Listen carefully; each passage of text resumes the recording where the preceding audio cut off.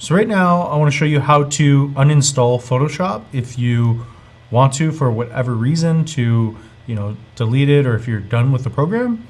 For an example, we have Lightroom right here, which is on this account.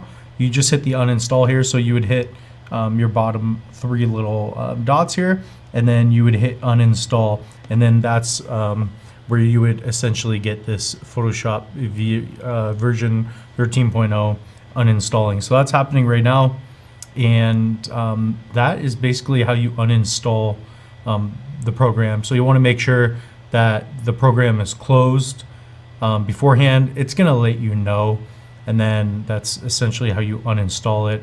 If you look on your account here, so let's go to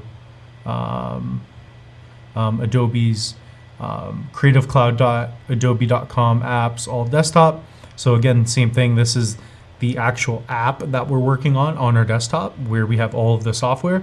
And then here, everything is being updated as well. So everything you can install, uninstall, but as you can see right here, now we can install the program, and then you can be updated with everything as well. So that's how to uninstall.